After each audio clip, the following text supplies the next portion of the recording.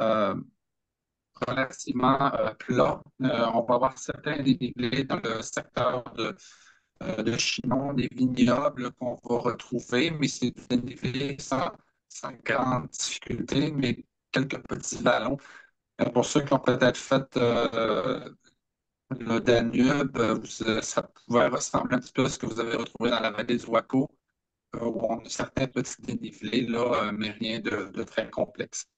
Les voyages au FADOC aussi sont offerts à des gens de 50 ans et plus qui partagent la passion du vélo. Le groupe roule ensemble, toujours encadré par un guide local et un guide du Québec qui accompagne chacun des groupes pour permettre de faire des périples. Donc, pour le voyage qui vous intéresse, voilà. Euh, Celui de la Loire, faut rappeler que la vallée de la Loire, ben, c'est un secteur qui est classé au patrimoine mondial de l'UNESCO. Donc, la vallée de la Loire, ben, c'est la nature, c'est la gastronomie, c'est l'histoire et c'est bien entendu les châteaux qui font la réputation de son coin de pays. Mais aussi la gastronomie, hein. Faut parler que c'est un coin où on mange extrêmement bien. Les Français aiment bien manger, aiment bien boire également. Donc, tout ça, on retrouve ça en abondance là, dans la vallée de la Loire. C'est aussi un fleuve d'importance, un fleuve sauvage en Europe, qui est bordé par des pistes cyclables ou encore des routes de campagne pour lesquelles qu'on va utiliser, mais dans des lieux qui sont très, très sécuritaires. Au niveau des routes secondaires, là, il y a peu de trafic. Et lorsqu'il y en a, on a vraiment des gens qui sont très conviviaux envers les cyclistes qui ont l'occasion de pédaler dans le secteur. La Loire aussi, c'est un secteur qui est avec une merveilleuse, les châteaux mythiques, euh, des vignobles célèbres, dont le secteur de Chinon. On va avoir l'occasion de faire également une dégustation dans une cave à vin du coin. Également à Saumur, on va voir aussi le château de Saumur. Les célèbres jardins dans plusieurs châteaux, mais il faut notamment là, mentionner ceux de Villandré qui sont vraiment magnifiques et que j'ai personnellement beaucoup apprécié. Chenonceau également, on a de très beaux jardins qui vont nous offrir des vues là, vraiment très, très intéressantes.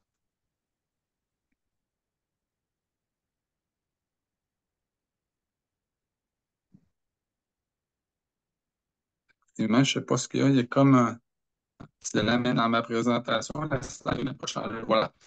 Donc, pour notre départ de Montréal, on a un transport aérien qui va se faire avec Air Transat, donc un départ qui va se faire en fin de journée pour arriver au matin à Paris. C'est un vol direct Montréal-Paris avec un transfert qui va se faire de Paris pour nous amener dans la vallée de la Loire où un trajet de 3 heures en autobus à notre arrivée.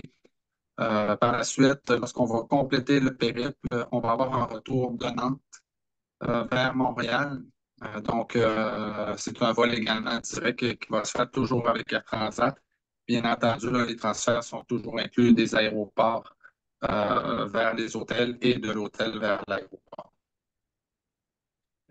Le parcours, on a un parcours qui est de type contemplatif sur des pistes cyclables, comme je mentionnais tout à l'heure, et en route secondaire, sans grand dénivelé. Les parcours sont destinés pour nous permettre de nous arrêter en route et prendre le temps de visiter, bien entendu, parce qu'il y a beaucoup à voir au niveau de l'architecture, bien sûr, au niveau de la gastronomie, au niveau des vignobles. Puis vous voyez également, même si on parlait tout à l'heure de pistes cyclables, certaines pistes cyclables sont dans des petits chemins de campagne, pas nécessairement sur des routes asphaltées. Mais la plupart du temps, là, on est en poussière de pierre ou en asphalte. Mais c'est très sécuritaire et très carrossable, là. Il n'y a vraiment aucun problème pour circuler là-bas. Pour ce faire aussi, est inclus dans le forfait du voyage la location de vélos de type hybride que vous voyez. C'est un peu similaire à ce qu'on va retrouver là-bas. Les vélos sont également munis de nodomètre, de sacoche pour nous permettre d'apporter nos effets personnels durant la journée. Et le transport des bagages, lui, va se faire par un véhicule qui ne nous suivra pas durant la journée, mais qui va faire le transfert entre nos hôtels, parce qu'on va pratiquement changer d'hôtel à tous les jours, mais il y a 2 journées où on va avoir l'occasion de faire des boucles à partir de l'hôtel où on va être. Donc, il y a au moins là, dans 2 hôtels où on va passer 2 nuits. Pour ceux qui veulent utiliser un vélo à assistance électrique, il y aura la possibilité de le faire. À ce moment-là, à la réservation, vous pourrez mentionner que vous désirez un vélo électrique. On verra tout à l'heure là, au niveau des coûts, parce que dans le prix du voyage, la location du vélo standard est inclus.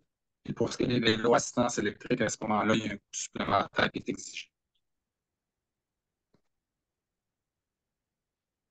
Au niveau de l'hébergement, on est dans l'hébergement en hôtel de catégorie 3 étoiles là-bas, qui est un bon standard, qui est à peu près l'équivalent d'un 4 étoiles ici au Québec. Les hébergements sont vraiment très bien choisis là, pour nos journées vélo, sont situés près de nos parcours avec des salles de bain privatives, donc dans chacune des chambres. Et ils sont également près des centres d'intérêt à proximité, que ce soit dans les villes aussi où on va être comme à Nantes, où on est près du centre-ville et des principales attractions pour nous permettre de visiter les différents endroits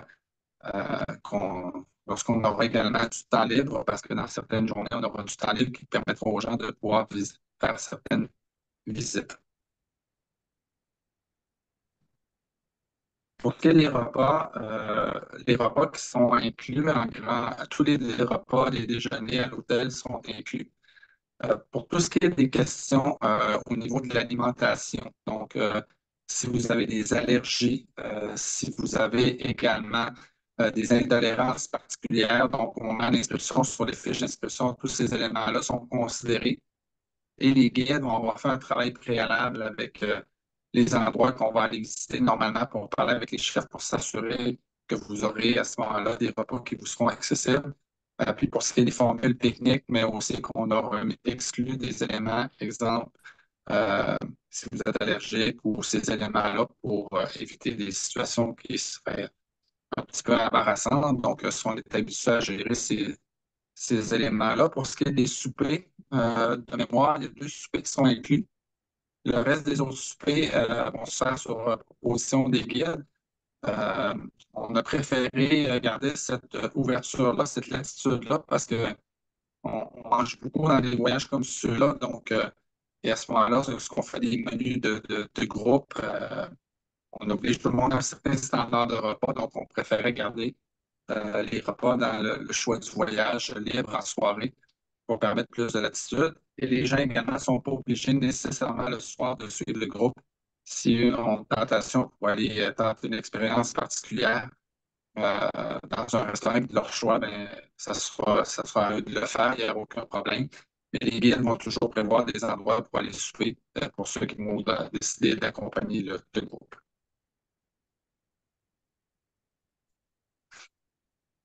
Donc, on parlait de la première journée tout à l'heure, qui était la journée de transport aérien. Donc, le jour 2, en fait, on va arriver, on va déjà être en sol français lorsqu'on va faire notre transfert en autobus vers l'hôtel. On va arriver à Blois. Donc, on aura 3 heures d'autobus de fait, plus notre avion qu'on aura fait de nuit. Ce que ça aura comme conséquence, bien entendu, c'est qu'on aura peu d'effet du décalage, mais ça permettra quand même aux gens de profiter de faire des premières foulées là, dans le centre-ville de Blois pour permettre de visiter un peu la ville. C'est que tout le patrimoine architectural qu'on retrouve là-bas, là, avec son beau petit centre-ville.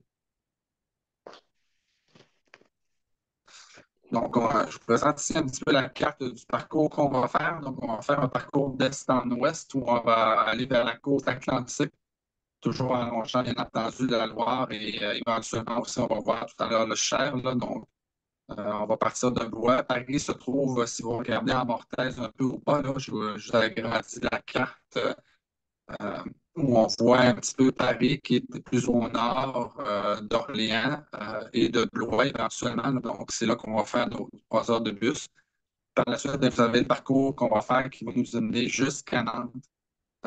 au niveau du parcours cycliste. Vous voyez également qu'il y a certaines journées où on va faire des boucles pour nous permettre là, de passer 2 nuits dans des hôtels et d'avoir un certain répit des bagages. Vous voyez également qu'il y a un trait qui sort du parcours, notamment à Chenonceau, parce que c'est un incontournable. Il faut se rendre à Chenonceau, comme à Montreuil-Belley aussi, où il y a un château particulier, et l'abbaye de Fontainebleau qu'on va voir tout à l'heure. Donc, c'est des éléments sur le parcours pour lesquels là, ça vaut la peine un petit peu de sortir du circuit pour aller voir euh, ces éléments-là qui sont très connus et très touristiques. Pour ce qui est de la première journée de vélo, c'est une journée qui va compter 40 km, qui va être une boucle à partir de Blois, où on aura logé, passé notre première nuit pour se rendre à destination de l'un des plus réputés châteaux là, du coin, de la vallée de la Loire, qui est le château de Chambord, avec ses 446 pièces. Chambord est un 440 pièces. Château qui est totalement vide à l'intérieur. Il n'y a plus aucun meuble ou élément, mais il y a quand même des choses particulières à voir au niveau de l'architecture, ne serait-ce que ces escaliers en colimaçon qui sont vraiment très particuliers et intéressants à voir. C'est très imposant comme château, très joli. Donc, on aura l'occasion de le voir. Ce sera le premier d'une série de plusieurs châteaux, tous un peu différents avec leur histoire et leur beauté et leur charme. Ensuite, jour 4 déjà, on sera rendu à faire le parcours de Blois vers Amboise. On aura l'occasion d'aller visiter notamment la cité royale d'Amboise, le château du Clos-Lucé, le château de Chaumont-sur-Loire et le tombeau Léonard de Vinci et sa résidence. C'est ce que vous voyez dans les photos. Donc, à droite, c'est le château du Clos Lucé, qui est en fait la résidence de Léonard de Vinci. C'est un endroit qu'on va aller visiter, qui est inclus au programme. Le coût de la visite est également inclus là. Donc, c'est un 45 km qu'on aura l'occasion de faire lors de cette journée qui va nous mener avec certaines visites également. Vous allez voir dans les itinéraires cyclistes qu'on a dans des parcours qui sont autour de 45-50 km par jour. Certaines journées, peut-être 60. On peut difficilement faire plus. Si on ferait plus, c'est au niveau des visites qu'on va hypothéquer au niveau de notre temps de visite. Donc, c'est pas si on veut, on veut quand même prendre le temps de voir et de visiter. Donc, vous allez voir, là, il y a du temps qui est prévu dans chacune des journées pour ça. Donc, c'est pour ça que les itinéraires sont bâtis en conséquence. Jour 5 de Amboise, on va vers Tours et bien entendu une petite escapade vers Chenonceau. Pour le jour 5, c'est un parcours aussi où on va être en piste cyclable le long du Cher, une partie. Donc, vous voyez le château de Chenonceau en haut à gauche, euh, qui est très particulier de par son architecture carrément bâtie sur le Cher, sur le fleuve. Très joli. On voit l'intérieur ici là, de l'allée centrale du château que vous voyez au bas. C'est magnifique pièce d'architecture avec les jardins qu'on voit également un petit peu plus haut au niveau de la photo, qui est un peu embrouillé, là, mais qui ne rend pas justice à toute la beauté de la place. Et ce que vous retrouvez également à votre droite, c'est le centre-ville de Tours et l'édifice Maison Colombage. Donc, c'est un bout d'Alsace dans la Loire, je dirais, les maisons très typiques qu'on voit beaucoup en Alsace, notamment dans le coin de Rivière, de Colmar, de Kaisersberg. On en retrouve également à Tours et c'est heureux parce que c'est très coloré, très joli. Beaucoup de charme dans la ville de Tours et on aura l'occasion également euh, de fouler quelques terrasses dans le coin. Donc, très, très beau programme de cette journée où Chenonceau là, saura certainement vous charmer de sa beauté, de sa splendeur. Vraiment un beau coin. Le jour 6, c'est le parcours de 56 km où on repart de Tours vers Chinon. pour visiter différents jardins, dont ceux de Villandry que vous voyez également. Je vous ai placé une photo à droite d'un magnifique jardin vraiment splendide, très propre, très linéaire, très diversifié. C'est également dans cette journée-là qu'on va voir le château de la Belle au Bois dormant que vous voyez en fond de trame. Là. C'est un autre château qu'on aura l'occasion d'aller visiter. Vous voyez également, là, parce qu'à Villandry, on a bien entendu les châteaux, pas les châteaux, mais les jardins de Villandry, mais vous avez également le château de Villandry que vous avez. Donc, chaque jardin, c'est toujours ses petites histoires, ses particularités.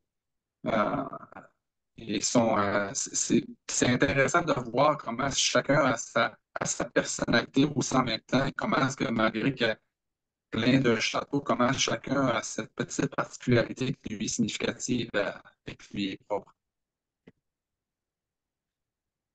Le jour 7,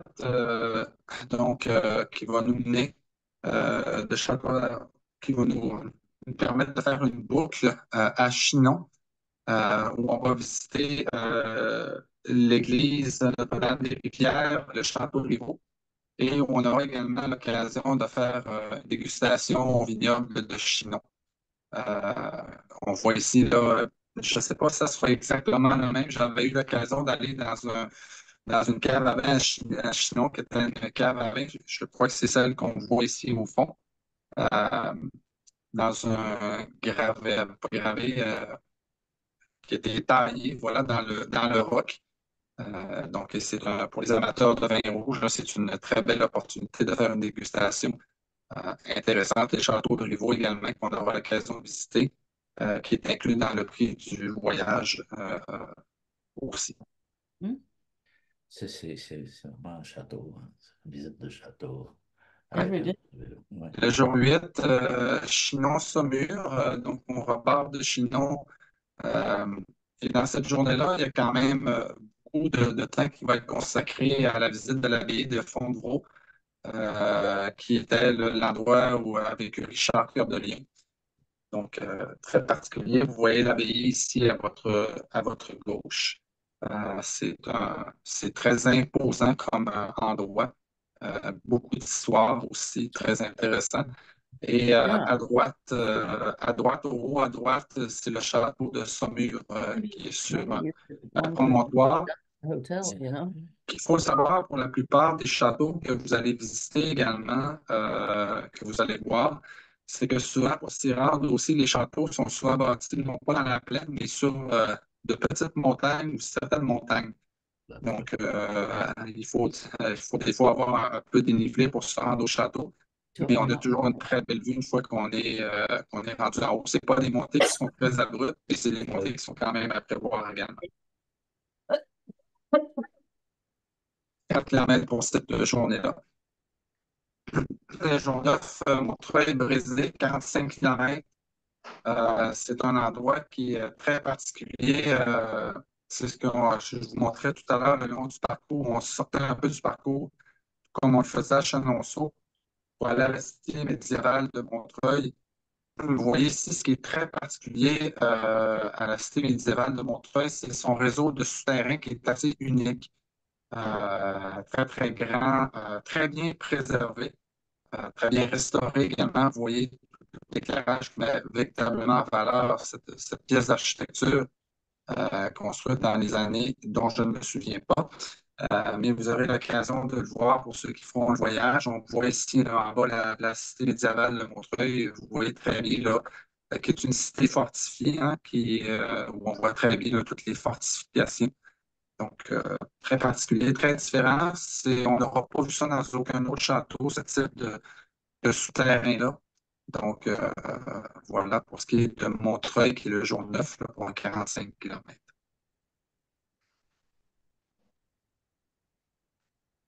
Jour 10, pour le jour 9 aussi, on allait au château de Brézé, là, qu'on va passer également sur le parcours. Euh, Saumur-Angers, donc 55 km. C'est là qu'on va longer le plus la Loire. On va être tout près de la Loire, dans ce bout-là de la piste cyclable. On aura quand même, vous voyez qu'on a un petit peu plus de kilométrage pour cette journée-là, 55 km. Parce que le long du parcours de cette journée-là, il y aura peu de châteaux, de choses à visiter. Le point d'intérêt sera vraiment l'arrivée où on aura ça pour visiter la ville d'Angers, qui est aussi une ville fortifiée, que vous voyez ici, les fortifications. Donc, il y aura du temps prévu à l'arrivée là, pour faire un tour de l'île d'Angers, qui est le point d'intérêt de cette journée-là, qui est la journée numéro 10.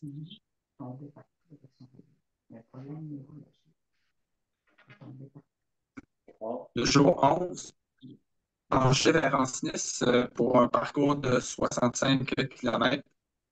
Euh, Ce qui est particulier dans cette journée-là, ça me fait penser un peu lorsqu'on fait le tour du Québec des fois, vous voyez à votre droite, euh, ça, ça pourrait ressembler un peu à l'île d'Orléans, mais c'est une île qui est située la plus longue île qui est sur la Loire. Et on va avoir l'occasion de s'y arrêter, qui est l'île de Chalonne, pour aller faire un bout cyclable sur cette petite île-là.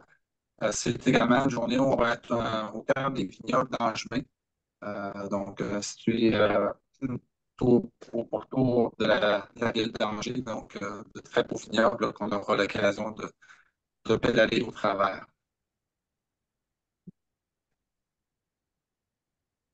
Pour ce qui est du jour 12, Ancenis à Nantes, c'est la dernière journée de vélo de 45 km, donc qui va nous permettre encore une fois là, d'apprécier euh, des vignobles parce que c'est les derniers secteurs où on va quitter euh, de, un secteur très, très viticole.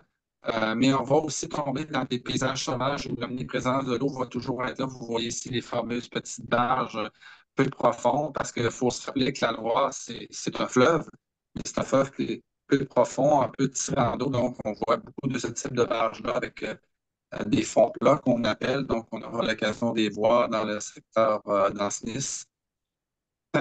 Également de Château-Sault, qui est un site exceptionnel historique qu'on voit ici partiellement avec la photo, qui est toujours bordé hein, par la présence de la nature, de l'eau, beaucoup d'oiseaux également de ce secteur-là pour les amateurs d'ornithologie. Finalement, notre dernière journée, qui est le jour 13, va nous permettre de faire des visites libres dans la ville de Nantes. Et ce qui est intéressant dans la ville de Nantes, c'est qu'on peut suivre ce qu'on appelle le parcours de la ligne verte. Bien entendu, les guides vont prévoir une sortie pour ceux qui aimeraient faire une petite visite de la ville, mais les gens peuvent vraiment le faire en autonomie ou en petit sous-groupe parce qu'en suivant la ligne verte, vous allez rien manquer du parcours qu'on appelle le voyage à Nantes. Nantes est une ville au patrimoine culturel très, très important, de monuments et d'œuvres d'art à ciel ouvert. Vous en voyez quelques-unes. Des points d'intérêt très, très importants. L'éléphant que vous voyez en bas à droite là, est une pièce assez unique à aller visiter. Si vous voyez vers le centre, on voit comme des arbres. En fait, ce sont les colonnes de l'intérieur de la gare centrale de train à Nantes, qui est vraiment magnifique. Là. On a donné un côté nature à un bâtiment qui abrite le transport en commun. C'est très particulier, très joli. Vous voyez également une chute. C'est une carrière qu'on a renaturalisée, si vous le voulez. Là. Très belle ville, très jolie ville. Où vous aurez là, du temps vraiment pour marcher, apprécier, parce que ça se marche bien également. On n'est pas sur des kilomètres et des kilomètres. Il faut toujours avoir une bonne chaussure de marche quand même. Mais on va avoir l'occasion là, de visiter là, beaucoup de belles choses dans Nantes pour cette dernière journée. Donc, c'est quelques photos que vous voyez des différents éléments. Ce que vous voyez en haut à votre droite, c'est le château du Clos Lucé de Léonard de Vinci. On voit également sa résidence extérieure. On voit le château de Saumur au bas à votre gauche. Et à votre droite, en bas, quand on parlait tout à l'heure le château de Villandry et les jardins de Villandry, ben, vous les voyez ici, là, très linéaire, très joli, très typique du coin. le prix pour le voyage, donc on se rappelle que c'est un voyage de 12 nuits en hôtel 3 étoiles, qui comprend 24 repas, qui se décline ainsi, 12 déjeuners, 10 dîners et 2 soupers. Il faut rappeler également qu'il y a 2 autres soupers, dans le fond, qu'on ne marque pas ici, qui ne sont pas inclus, mais qui se prennent dans l'avion. Parce que durant le transport, il y a 2 autres repas qui sont pris. Donc, en fait, là, il y a 2 repas supplémentaires. Pour ce qui est des dîners, je vous rappelle que c'est en formule pique-nique que c'est fait. Donc, ça permet aussi beaucoup de latitude des pique-niques. Les clients aiment beaucoup ça également. On est dans des parcs, on est dans des vignobles, on est dans des endroits fort intéressants qui nous permettent de fraterniser, mais aussi de relaxer, puis de ne pas aussi attendre après le service ou tout ça. Mais on est toujours également prêt dans le web public qui nous permettront là, pour les salles de bain, ces éléments-là, pour les gens qui auraient des éléments particuliers. On rappelle qu'il y a aussi des guides francophones. En plus, on est en France, donc c'est encore plus facile, bien entendu. Dans le programme est inclus la visite de 9 châteaux et musées. Donc, vous voyez qu'on va en faire quand même passablement. Ce n'est pas nécessairement des visites de 3 à 4 heures à chaque fois. Il faut mentionner, c'est peut-être des visites qui vont avoisiner 1 heure, 1h30 au maximum. Visite d'un vignoble et dégustation à Chinon. Comme on parlait de la visite de la location de vélo hybride et les assurances également. Il y a possibilité d'avoir, comme je le mentionnais tantôt, le vélo à assistance électrique, le carnet de route, le maillot cycliste. Si vous êtes inscrit avant le 28 février, on est à quelques jours du 28 février. Là, si on reçoit vos inscriptions, on va être probablement capable de passer vos noms également dans la commande de maillot qu'on va faire. Donc, on va extensionner ça de quelques jours là, pour les gens qui se décideraient. Ça inclut également les taxes. Donc, vous avez les 2 prix avec le vol et sans le vol. C'est simplement qu'il y a des clients qui nous ont demandé quel était le prix sans le vol parce que certains vont utiliser des points RBC ou autres ou vont être là à l'avance, vont déjà avoir voyagé.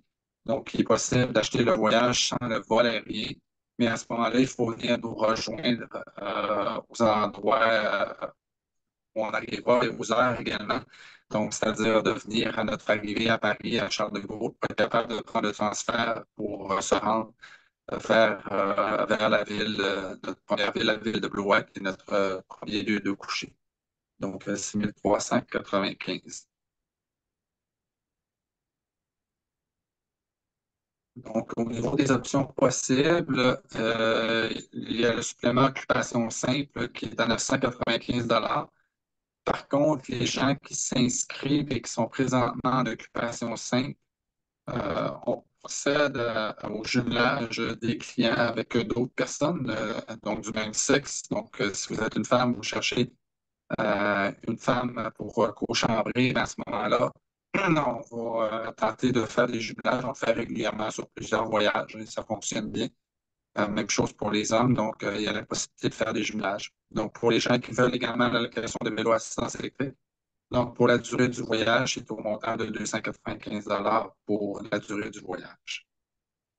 En ce qui a trait à la gestion de la recharge des vélos, tout ça, vous n'avez pas à vous en occuper.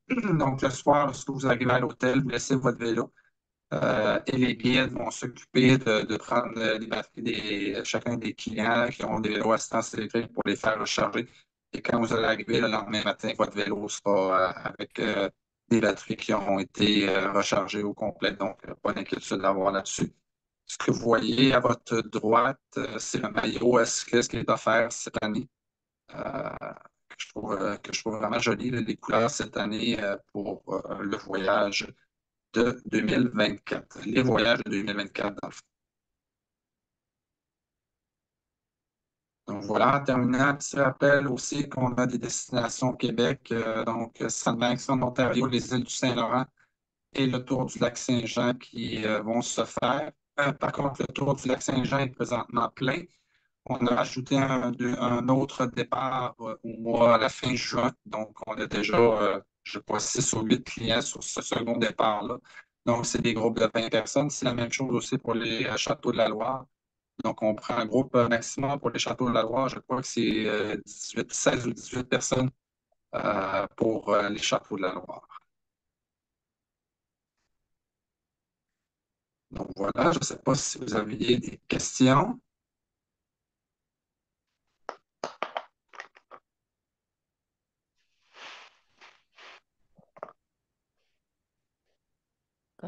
Des précisions. Carole, tu me les as toutes posées déjà, toi, c'est ça? Au téléphone? Est-ce Oui, que, oui, c'est ça. Merci, Oui. Patrice. Plaisir, euh, Carole. de la Oui, part de Guy, euh, oui. actuellement, combien de places reste-t-il sur ce voyage? Il doit rester, je pense que si j'ai regardé ce matin, là, je pense qu'on avait 7 ou 8 inscriptions. Là, il y a des gens qui doivent être en réflexion parce qu'on a fait le salon du vélo en fin de semaine en Outaouais. Donc, on a rencontré plusieurs clients potentiels. Donc, on va voir qu'est-ce que ça va faire. C'est sûr aussi vient de publier au cours la dernière semaine également le magazine Virage de la FADOC où on fait la promotion de l'ensemble de nos voyages. Donc, on est à peu près à mi-chemin là, au niveau là, du groupe. Là. Ouais. Merci. Et le groupe, vous voyez, c'est un groupe à 16, 10 à 12. Le voyage va décoller, c'est certain. Ça fait que ça reste à voir, mais là, présentement, on n'est pas en surplus encore. Là, on n'est pas en gestion de crise. Puis je vous dirais que si jamais il y aurait une forte affluence, il y aurait probablement la possibilité là, de peut-être aller à, comme on disait, à 20 tout à l'heure, mais on passe rarement les groupes de 20, là, à part quelques fois sur les vélos bateaux, mais c'est assez exceptionnel. De toute façon, j'ai entendu que vous avez fait la Hollande tout à l'heure. Vous avez vu que c'est difficile d'ajouter des cabines sur les péniches. Là. C'est pas très grand, mais en hôtel, on a un petit peu plus de latitude. Mais au niveau des guides, on aime bien avoir des groupes là, qui sont inférieurs à 20 c'est plus facile au niveau de l'encadrement. Ça fait que- Mais J'ai, c'est un autre type de formule, c'est sûr que les vélos bateaux, ça c'est bien certain.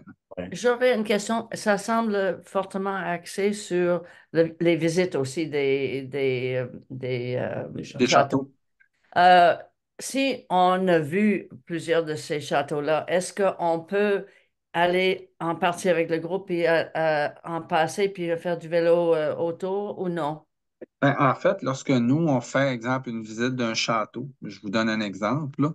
Si on est dans une des villes que vous ne voulez pas nécessairement avoir de château, si vous voulez prendre du temps, on a 1 heure, exemple, pour visiter le château, vous voulez prendre pour aller voir autre chose, c'est possible de le faire, mais il faut OK. revenir pour l'heure de départ, pour revenir avec le groupe à ce moment-là. Il y a un petit peu de latitude ou de souplesse à ce moment-là.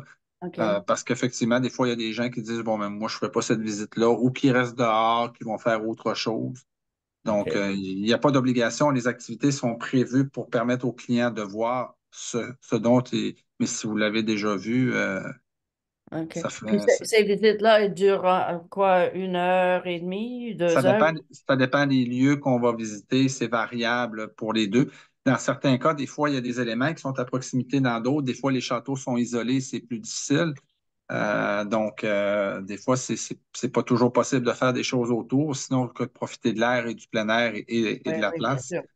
C'est ça. Donc, parce que des fois, les châteaux sont vraiment dans la cité, dans la ville, d'autres fois sont vraiment à l'écart. Donc, mais habituellement, il faut quand même mentionner, là, on passe rarement plus d'1 heure et demie de visite à un endroit parce qu'on a quand même nos itinéraires cyclistes qu'il faut arriver. Ça n'a pas de l'air beaucoup quand même, 45-50 kilomètres. Mais quand vous mettez ça sur une journée avec un groupe de quelques personnes, des questions qui sont posées, Mhm. faut se donner le temps également, là, parce qu'il y a un apéro à prendre en fin de journée aussi, là. C'est important. Faut pas Par skipper, rapport faut à, pas par skipper rapport ça. à, par rapport à l'horaire, Oui. euh, dans le cas des bateaux en Hollande, on arrivait à peu près toujours vers 4 heures, 4 heures et demie en fin de journée. Est-ce que c'est à peu près le même genre d'horizon? En fait, c'est avec les guides, c'est sûr que là, j'ai pas encore le nom du guide français qui va guider là-bas parce que normalement, c'est moi qui vais accompagner ce voyage-là pour une seconde fois. Euh, les guides, nous, on part rarement plus tard que 9 heures le matin. Donc, souvent, là, je vous dirais, c'est plus autour de 8h30 parce que notre clientèle, ou majoritairement les gens qui voyagent avec nous, sont des leftos là, pour la plupart. Ouais. Ce qui nous permet d'arriver en fin de journée. Puis il faut savoir aussi que là, on est en France. Donc, les gens mangent un petit peu plus tard au niveau des endroits où on va aller manger. Mais on essaie rarement d'arriver plus tard que 4 heures, là. Habituellement, on est toujours arrivé effectivement à l'hôtel pour prendre le temps de relaxer, reprendre une douche, un apéro. Puis même certains aiment ça aussi avoir un peu de temps ou la ville où on va arriver pour aller marcher un peu déjà. Je vous dirais faire une pré-découverte là, avant qu'on aille au souper. Est-ce que Donc, d'habitude, on prend le vélo pour aller souper? Non. Non. non, non, non, non, pas parce qu'une fois habituellement, une fois que les gens ont pris leur douche ou tout ça, Ouais. et je partais pour dire, il y a bien les madames, mais je ne suis pas sexiste, il y a bien les messieurs aussi là, qui n'aiment pas nécessairement là, remonter sur le vélo, puis on va les avoir serrés également, là, on va les avoir mis sous clé pour question de sécurité, tout ça. Donc, on ne ressort pas avec les vélos. Puis il y a des endroits où on va manger carrément à l'hôtel où on va être aussi, hein. Donc, ça arrive. Ben moi, lorsque je l'ai fait il y a 10 ans, là, puis on mange bien hein, dans ce coin-là, là, soyez certains d'une chose, là, c'est pas le temps de commencer un régime avant d'aller là-bas, là, je vous le dis tout de suite, là. Vous pouvez attendre après, là, mais avant, c'est une très, très mauvaise idée, là. Ne serait-ce que pour la table, oui, mais le vin également qui est intéressant, là, qui est très bon là-bas. Ouais, OK. faut profiter du coin.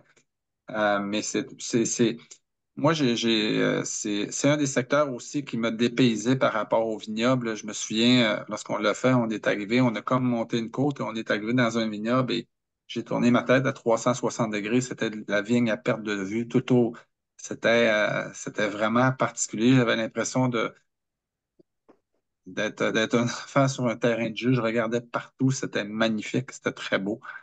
Euh, C'est sûr que ça fait beaucoup de châteaux, mais en même temps, c'est ce qui fait le charme du voyage. On ne peut pas retrouver ça. C'est comme de voir des châteaux Frontenac à chacune des journées. Souvent, je disais ça aux gens, c'est comme voir un château Frontenac. Quand je disais qu'ils ont toutes leur personnalité, ben vous semblez en avoir fait aussi, là, donc vous avez goûté ça un peu aussi, là, donc c'est très joli. Merci. Merci. C'est bon. Donc voilà, ça fait que ben, comme vous êtes déjà des clients équilibrés, fait que vous connaissez bien les portes Oui. d'entrée. Pour les autres personnes qui sont avec nous également ce soir, mais que je n'ai pas entendu parler, de ne pas hésiter de nous contacter si vous avez d'autres questions, qu'on puisse répondre à vos besoins. On a aussi des clients actuellement qui sont en recherche de jumelage. Donc, s'il y a des gens qui sont seuls pour faire le voyage présentement, on a notamment une dame qui est seule actuellement qui cherche une personne en jumelage. Ça, je suis convaincu. Je crois également qu'on a un monsieur, là, je n'ai pas regardé au registre ce matin, mais on avait un monsieur également là, qui est en recherche pour un jumelage. On les a pas mis ensemble, eux autres. On prend pas de chance tout de suite, là. Donc c'est ça. Ça fait que si jamais il y a des gens qui cherchent des jumelages, ben, il y a toujours cette possibilité-là également de le faire. Donc voilà. Ça fait que si vous n'avez pas d'autres questions, écoutez, on va être vite en été aussi, hein. Je ne sais pas comment ça va dans votre coin. Je ne sais pas vous êtes de quel coin de pays, Nous, on est à mais Québec. vous êtes à Québec. OK. Excusez, pour supposons qu'on décide, on s'adresse à vous, comment ça marche? On fait un seul versement maintenant ou à quel moment? Parfait. C'est une question fort pertinente. C'est un dépôt. Il y a un dépôt qui est exigé au moment de l'inscription qui est je crois que c'est 1 500 $ de mémoire. Et le reste est payable 45 jours avant le départ. D'accord. Donc, à ce moment-là, comme c'est la même formule que vous Ouais. aviez fait pour le voyage Hollande, c'est le même genre d'exigence. En fait, sur l'ensemble de nos destinations, ça fonctionne toujours de la même manière, c'est-à-dire un montant de dépôt. Et par la suite, là, le reste est payable 45 jours avant le départ. C'était pas notre cas pour les Pays-Bas parce qu'on l'a pris une annulation 3 semaines avant et puis on a tout payé. Alors, on n'a pas OK, su. OK, OK. Ah, mon Dieu. Ouais, c'était, on part tout de suite, on paye et on part. Ça fait que, exactement. Mais vous l'avez fait à quel moment? Avril dernier. Avril dernier, OK. C'est très joli, la Hollande. J'ai fait la plupart des vélos bateaux qu'on a. C'est pour ça que cette année, je vais sur un circuit terrestre parce qu'on offre encore la Hollande. D'ailleurs, il part, là, le groupe, fin avril. Je crois qu'il reste une place ou deux parce qu'il y a eu une annulation aussi là, de clients qui, malheureusement, là, une opération. Mais les autres aussi qu'on a cette année, je les ai tous faits, là, le Danube, donc la Provence, tout ça. Ça fait que je voulais faire un circuit terrestre cette année. Mais Provence, est-ce qu'il reste des places pour la Provence? la Provence, il reste des places. C'est un voyage qui va se faire, par contre, c'est à la même période, hein, la même période que les châteaux de la Loire. Donc, c'est un voyage qui va se faire aussi à 100% vélo électrique parce qu'il y a plus de dénivelé dans ce secteur-là. Puis on voulait l'essayer de cette manière-là parce que moi je l'ai guidé déjà 2 fois la Provence. Il y a un petit peu de disparité dans le groupe lorsque les gens ne prennent pas de vélo à assistance électrique. Euh, Fait que là, ça fait en sorte que c'est plus dur un petit peu au niveau de l'encadrement. Puis je veux dire, là-bas, il n'y a pas de performance, hein. C'est pas ça qui compte, là, c'est de voir le pays, là. Ça fait que on l'essaie de Mais, cette manière-là cette année, là. Ouais. mais il reste encore des places parce qu'on Oui, hésitait. Hein. oui, Non, oui. je pensais qu'on avait vu qu'il était plein déjà. Non? Non, non, non, il n'est pas plein. Écoutez, je pourrais même vérifier, là, mais de mémoire, je pense qu'il y avait 12 ou 14 personnes. Donc, et on en prend 20. C'est sur le Caprice. Donc, un beau petit bateau. Un bateau dans le style de ce que vous avez eu Ouais. sur Ben, sur on la a Hollande. vu le vidéo que vous nous avez présenté il y a un mois ou deux, là, OK. avec Sonia. Avec Sonia. Parfait. Ben, c'est ça. Donc, c'est vraiment, ben, c'est un beau secteur aussi, hein. Châteauneuf-du-Pape, Avignon, Demeure Avignon, Arles, une ville au patrimoine culturel fort intéressant également. Plus nature, j'aime bien aussi ces deux choses. Aigues-Mortes avec tout le bas de la Méditerranée. Donc, Mais c'est c'est deux pas belles qu'on- valeurs sûres. Ouais. c'est des trajets qu'on a fait quelques fois déjà. OK. C'est Mais ça qui. c'est particulier parce que lorsqu'on les fait en vélo, c'est comme lorsque je fais le tour du lac Saint-Jean, je le fais en voiture et en vélo, c'est pas du tout le même panorama. On passe en vélo dans des coins qu'on passera jamais en voiture. De part, ne serait-ce que les pistes cyclables, hein, qui nous amènent dans des coins où on longerait pas des cours d'eau de cette manière-là ou tout ça. Donc, mais ça demeure effectivement, quand on arrive dans les grandes villes, des fois, c'est des highlights, des choses qu'on a vues effectivement. Ça fait que, mais c'est des beaux secteurs pour pédaler, là, tout à fait. Mm. Merci pour toutes ces informations. Ben, ça me fait plaisir. Puis qui sait, on se retrouvera peut-être pour pédaler. Alors, Ben ben, oui. merci beaucoup. Puis je vous souhaite bonne réflexion. Puis vous savez que ce soit la Provence ou si vous avez d'autres questions, gênez-vous pas, ça me fera plaisir. Merci OK. beaucoup. Salut, Bonjour. Carole. Bye! Bye Bye bye. bye. Bye bye à vous.